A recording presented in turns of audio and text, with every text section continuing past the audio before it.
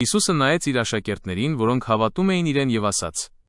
«Եթե դուք իմ խոսքի մեջ մնաք, ճշմարիտ իմ աշակերտները կլինեք»։ Եվ հետո նա մի այնպիսի բան ասաց,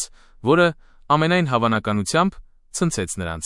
«Եվ կճանաչեք ճշմարտությունը, եւ ճշմարտությունը ձեզ կազատի»։ Գիտեք թե ում էր նա դիմում։ Նրանց, ովքեր հավատացել էին իրեն եւ որոնց նա պատվիրել էր մնալ իր խոսքի մեջ։ Եվ իհարկե նրանք դրան պատասխանեցին. «Մենք երբեք ոչ մեկից առաջ չենք եղել։ Մեզ ազատագրում պետք չէ, մեզ մոտ ամեն ինչ այսպես էլ նորմալ է, եւ շատ քրիստոնյաներ իրենց հենց այդպես են պահում։ Երբ խոսք է գնում ազատագրման մասին, նրանք ասում են. ինձ այդ ամենը պետք չէ։ Այո, ես պոռնոգրաֆիա եմ դիտում, այո, ես տառապում եմ ալկոհոլիզմով, այո, իմ կյանքում լիքը խնդիրներ կան, բայց դա ուղղակի կարգապահության պակասից է։ Ինձ պարզապես մոտիվացիան չի բավականացնում»։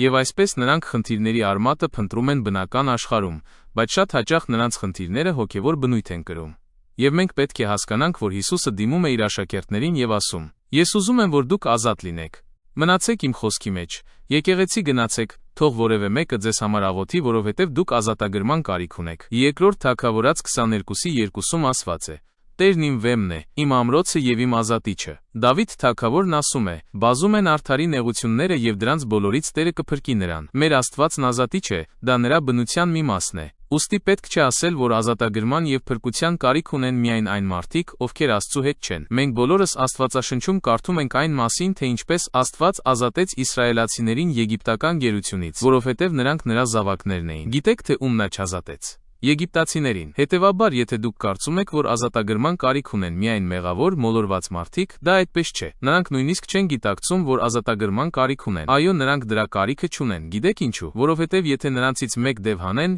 7 ավելի չար դևեր անմիջապես կվերադառնան նրանց մեջ։ Այնպես որ հենց քրիստոնյաներն են ազատագրման համար իդեալական թեկնածուները։ Եվ Հիսուս Քրիստոսը տենչում է ազատել իր զավակներին նեղություններից, տանջանքներից, շղթաներից եւ մեղքի գերությունից։ Որովհետև ազատագրումը երեխաների հացն է։ Եկեք աղոթենք։ Հայր, ես հենց հիմա խնդրում եմ քեզ Հիսուսի անունով, հայտնություն տուր մեզ այն մասին, որ ազատագրումը ոչ միայն մոլորվածների, այլ նաև գտնվածների համար է, որ այն ոչ թե եգիպտացիների, այլ Աստծու ժողովրդի համար է, որ դա երեխաների հացն է։ Տեր, օգնիր մեզ ընդունել այս հայտնությունն այն մասին, որ դու տենչում ես վերադարձնել ազատագրման ծառայությունն ու ազատությունը մեր եկեղեցի,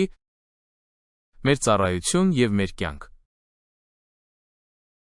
Հիսուսի անունով, ամեն։